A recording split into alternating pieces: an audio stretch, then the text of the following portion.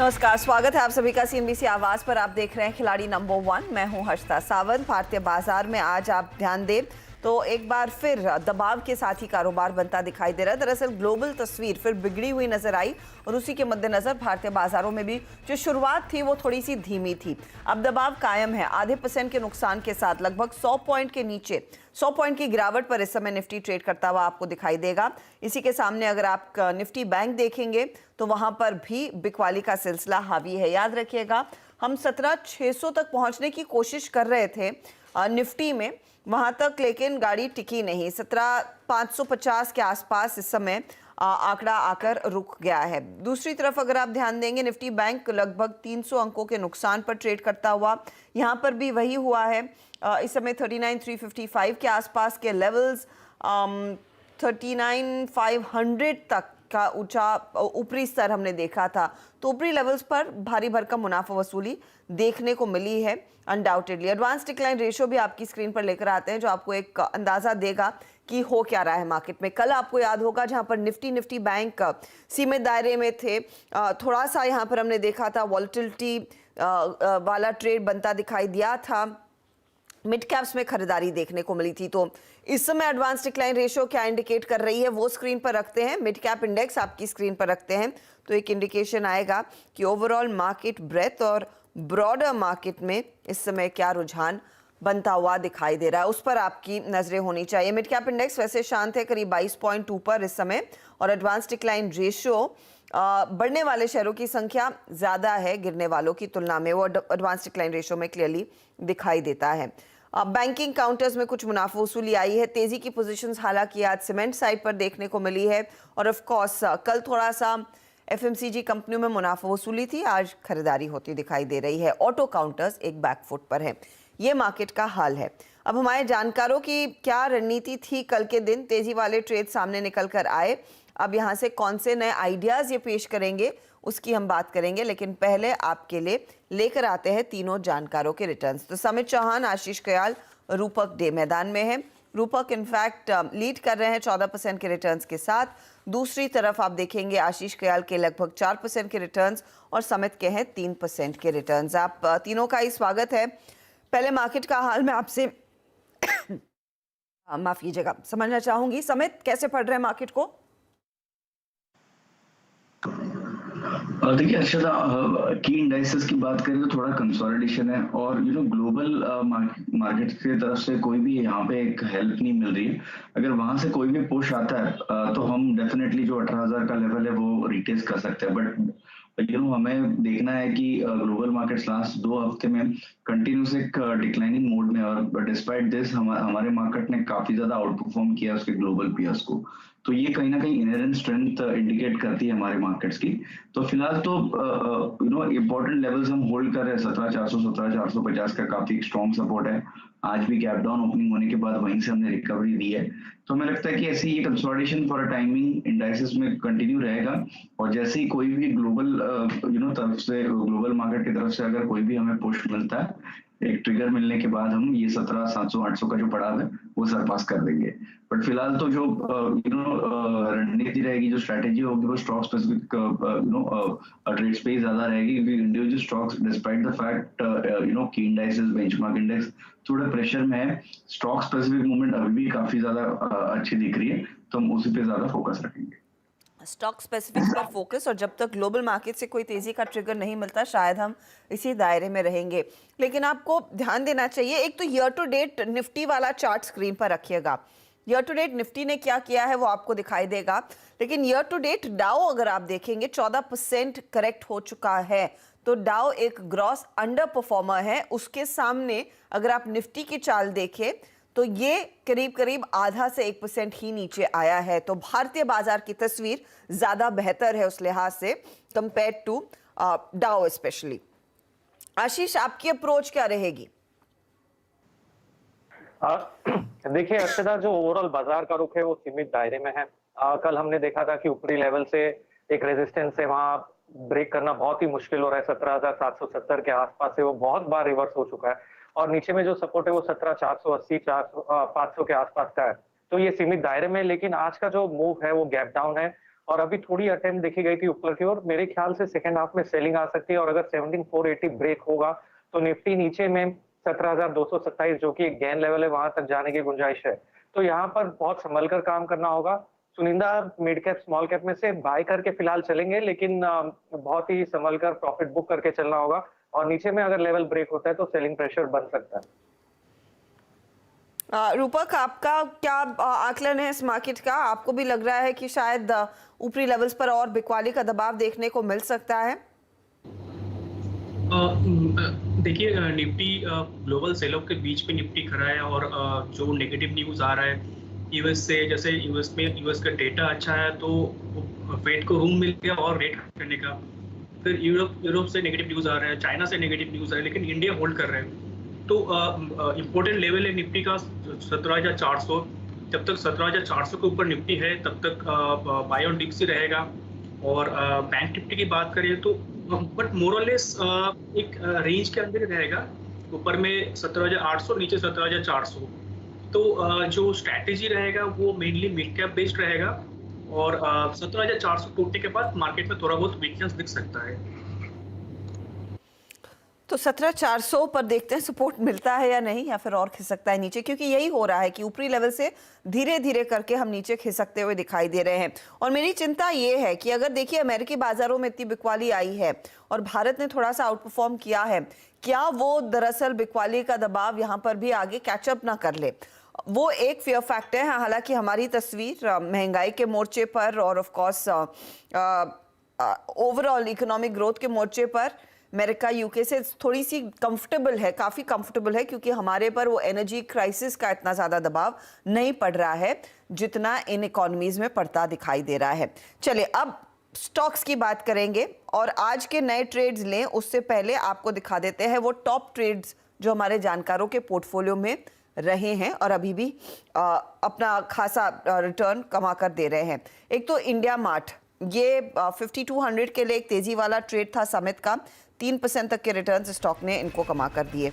दूसरा था we guard जो आशीष कयाल ने अपने पोर्टफोलियो में रखा, 2.5% तक के रिटर्न्स इस स्टॉक ने कमा कर दिए। और टाटा पावर जिसको रूपक ने कल सुबह में ही इंट्रोड्यूस किया था 280 के टारगेट के लिए, उसने करीब करीब 2% कमा कर दिए। तो ये कल के टॉप ट्रेडेड काउंटर्स थे। आज नया सौदा कौन सा आएगा? तो पहले देखते हैं रूपक का पोर्टफोलियो। रूपक के पोर्टफोलियो में दो ट्रेड्स हैं। एक त्रिवेणी इंजीनियरिंग जिस पर एक बाय कॉल इन्होंने कल ही दिया था, 275 के टारगेट के लिए, स्टॉप लॉस 246 रखा था। दूसरा टाटा पावर जो इनका टॉप ट्रेड निकला, 2% की कमाई की, 280 का टारगेट, यहाँ पर 238 का स्टॉप लॉस। रूपक, इन दोनों के साथ बने रहने का प्लान है आपका? हाँ, फिलहाल तो बने रहने का प्लान है। ओके, तो नया क्या ऐड करेंगे, क्योंकि एक जगह है आपके पास, एक अपॉर्चुनिटी मिल रही है आपको? नया मैं ऐड करना चाहूँगा वैभव ग्लोबल। स्टॉक ने एक राउंडिंग बॉटम फॉर्मेशन किया डेली चार्ट में और रिसेंट जो कंसोलिडेशन था उसका ब्रेकआउट दिया आज और वॉल्यूम भी डिसेंट है। तो मुझे लगता है कि ये शॉर्ट टर्म और लॉन्ग टर्म दोनों कॉल हो सकता है। लॉन्ग टर्म के लिए भी अच्छा है, अच्छा अपसाइड दिखा सकता है। शॉर्ट टर्म के लिए टारगेट रहेगा 430 और स्टॉप लॉस रहेगा 364। वैभव ग्लोबल आप कह रहे हैं 364 का स्टॉप लॉस रहेगा और टारगेट 430। ओके, 430 के टारगेट के लिए एक मौका वैभव ग्लोबल में आता हुआ दिखाई देगा। ये फिलहाल वो ट्रेड जो आपने लिया है, ये इनफैक्ट उस NSE 500 की सूची में तो है, लेकिन मेरे प्रोड्यूसर साहब अपडेट ये दे रहे हैं कि इसे हम चैनल पे इनफैक्ट लेते नहीं हैं, तो अपॉलॉजीज फॉर दैट। आपको ये शायद स्टॉक चेंज करना पड़ेगा। रूपक, आप कुछ और ढूंढिए। ये तो फिलहाल कैंसिल हो गया ट्रेड, ये नहीं जोड़ पाएंगे। चलते हैं आशीष के पास। आशीष का जो ट्रेड है वो दरअसल वी गार्ड में अभी भी स्टैंडिंग है, जिसने 2% तक के रिटर्न्स इनको कमा कर दिए कुछ देर पहले। इनफैक्ट आज सुबह में बिरला कॉप में इन्होंने ट्रेड अपना प्रॉफिट बुक किया रादर, वैसे इनका टारगेट था 1130 का। आशीष, क्या जोड़ रहे हैं? देखिए, जो मैं ट्रेड अभी जोड़ना चाहूंगा वो है मैंगलोर रिफाइनरी, MRPL के नाम से जाना जाता है। यहाँ पर बहुत ही समय से अच्छा खासा कंसोलिडेशन हो रहा है और ये कंसोलिडेशन का ब्रेक आता हुआ नजर आ रहा है। बहुत टाइम हो गया इसे एक ब्रेकआउट देके। तो यहाँ पर एक अच्छा खासा रुझान ब्रेकआउट आ सकता है इस स्टॉक के अंदर। बहुत ही मूविंग एवरेज अगर आप देखें तो क्रॉसओवर हुआ है और यहाँ पर एग्जैक्टली 61.8% पे सपोर्ट लिया है। तो गुंजाइश है यहाँ पे एक थर्ड वेव जो बहुत स्ट्रॉन्ग वेव होती है उसकी शुरुआत हो सके। तो ऊपर में टारगेट है 82 का एमआर और स्टॉप लॉस लगा के रखना होगा 71 का। ओके, तो ये फिलहाल आपके लिए एक ट्रेड 82 के टारगेट के लिए एमआरपीएल में एक पोजीशन लेने की सलाह, 71 का स्टॉप लॉस लगाइएगा। 3% ऊपर आज एमआरपीएल कारोबार कर रहा है, यहाँ पर एक मोमेंटम देखने को मिला है, तेजी का ट्रेड। वी-गार्ड को लेकर जो टारगेट स्टॉप लॉसेस थे उसे कायम रखेंगे, राइट आशीष? हाँ बिल्कुल, ने कल के दिन में एक बहुत ही अच्छा मूव दिया था और उसके बाद में थोड़ा सा कंसोलिडेशन होता हुआ नजर आ रहा है, लेकिन आज जब मार्केट नीचे आया तो भी ये वहीं पे है। तो गुंजाइश है कि यहाँ से वापस से एक अच्छा मूव देखा जा सकता है। तो वी-गार्ड का जो टारगेट है हमारा 255 का वो बरकरार है और स्टॉप लॉस 230.80 का है। ओके, ये फिलहाल आपके लिए एक ट्रेड। वी-गार्ड में दरअसल जो ट्रेड लिया है तेजी का वो होल्ड करें। आज थोड़ा सा साइडवेज है स्टॉक, लेकिन जो इन्होंने टारगेट दिए थे वो कायम रहने की उम्मीद ज़रूर है, उनको अचीव करना पॉसिबल होगा। चलिए समित का पोर्टफोलियो देखते हैं। समित ने इंडिया मार्ट और वेल्सपन कॉर्प ये दो ट्रेड्स दरअसल कल से आज में कैरी किए हैं। यहाँ पर अगर आप ट्रेड देखेंगे, EIL में इन्होंने दरअसल प्रॉफिट बुक किया। इंडिया मार्ट में 5200 के टारगेट के लिए एक अपॉर्चुनिटी है और वेल्सपन में 272 के लिए एक अपॉर्चुनिटी अभी भी होल्ड कर रहे हैं। समित, नया क्या ऐड कर रहे हैं आप? देखिए, इंजीनियर्स इंडिया हमने एग्जिट किया है कॉस्ट टू कॉस्ट ऑलमोस्ट, तो बट उसमें जो व्यू है हमारा अभी भी इंटैक्ट है, पोजिशनल व्यू 82-84 के टारगेट्स के लिए, और ये प्रॉब्ली हम रीइनिशिएट भी कर सकते हैं। यहाँ पे हमने एग्जिट किया क्योंकि आज का जो बजिंग सेक्टर है उसमें से हमें एक अच्छा खासा पोटेंशियल कैंडिडेट दिख रहा है जिसमें मोमेंटम आ सकता है। इसी की वजह से हमने इंजीनियर्स इंडिया एग्जिट किया और उसके चलते हम आज जेके लक्ष्मी सीमेंट, क्योंकि सीमेंट स्पेस काफी एक अच्छा बज कर है इनफैक्ट 3-4 दिनों से, और लास्ट 3 महीने से भी अगर प्राइस एक्शन देखें तो ऑटो के साथ सीमेंट स्पेस ने काफी ज्यादा आउट परफॉर्म किया है। तो उसमें जेके लक्ष्मी सीमेंट हमें लगता है कहीं ना कहीं यहाँ पे कैचअप दे सकता है उसके लार्जर पीयर्स के साथ। ECC, अंबुजा, अल्ट्राटेक में हम देखेंगे ड्रीम रन कंटिन्यू है, तो उसमें कहीं ना कहीं जेके लक्ष्मी सीमेंट ने अभी रिसेंटली उतना पार्टिसिपेट नहीं किया है, बट आज की जो प्राइस एक्शन है वो थोड़ी प्रॉमिसिंग लग रही है, क्योंकि 200 डे एवरेज उसने इंट्राडे बेसिस पे यहाँ पे ट्रैवर्स किया है। वॉल्यूम एक्टिविटी उसमें लोअर लेवल्स पे अच्छी खासी बढ़ती आ रही है, तो हमें लगता है कि ये स्टॉक अभी कहीं ना कहीं आने वाले कुछ दिनों में कैचअप मूव दे सकता है। इसलिए 474 के स्टॉप लॉस से हम जेके लक्ष्मी सीमेंट बाय करने की सलाह देंगे, जो 491 के आसपास ट्रेड हो रहा है, और इसमें एक पोजिशनल टारगेट होगा 560 का।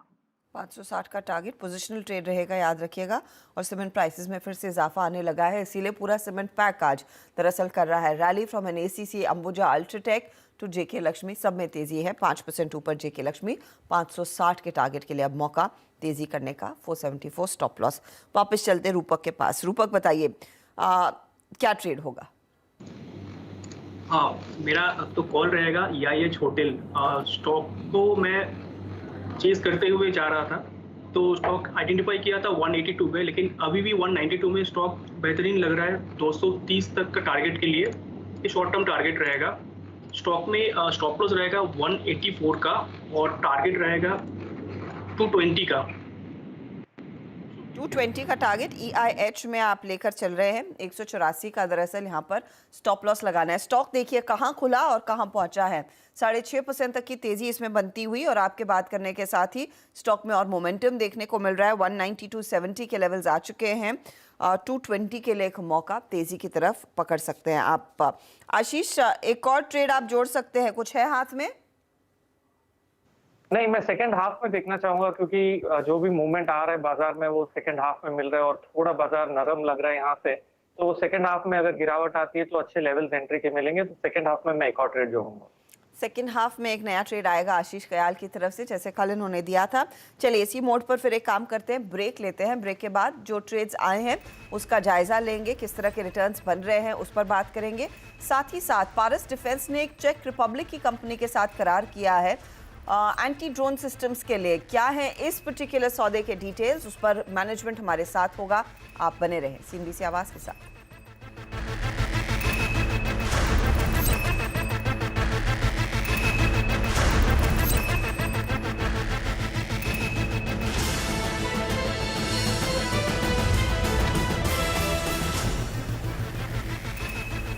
पर भारतीय बाजारों की हालत आज थोड़ी सी पतली है। 321 अंकों की गिरावट पर इस समय निफ्टी बैंक कारोबार कर रहा है। निफ्टी भी 17,539 के स्तरों पर, याद रखिएगा हम 17,500 के नीचे एक बार गए हैं आज इंट्राडे में। 17,484 तक का लो छुआ, तो लो से अभी भी दूरी बनी हुई है, लेकिन प्रेशर हर टिक के साथ माउंट हो रहा है। निफ्टी के कंट्रीब्यूटर्स आपकी स्क्रीन पर लेकर आएंगे जो आपको अंदाजा देंगे कि प्रेशर कहां से आता हुआ दिखाई दिया है। आज निजी बैंकों में तो दबाव है ही, ऑटो कंपनियां भी सिमटती हुई दिखाई दी हैं और चुनिंदा दरअसल मेटल कंपनियों में भी प्रेशर बनता दिखाई दिया है। इसमें आप कई सारे स्टॉक्स देखेंगे, लेकिन देखिए रिलायंस इंडस्ट्रीज का भार, निजी बैंकों में आईसीआईसीआई बैंक का भार, टेक्नोलॉजी कंपनियों में इन्फोसिस की ओर से प्रेशर बनता दिखाई दिया है। तो ये कुछ वो दिग्गज है जिनमें दबाव डाला है। और दूसरी तरफ सीमेंट कंपनियों में श्री है, अल्ट्राटेक है, ब्रिटानिया और कोल इंडिया, ये कुछ स्टॉक्स जो कोशिश कर रहे हैं मार्केट को सपोर्ट करने की। नजरें रहेंगी कि यहाँ से मार्केट कितना और प्रेशर झेलता है या फिर रिकवरी मोड में आएगा। चलिए, इस बीच पारस डिफेंस, वो स्टॉक आपकी स्क्रीन पर लेकर आएंगे। दरअसल यहाँ पर एक इंटरेस्टिंग डेवलपमेंट हुई है।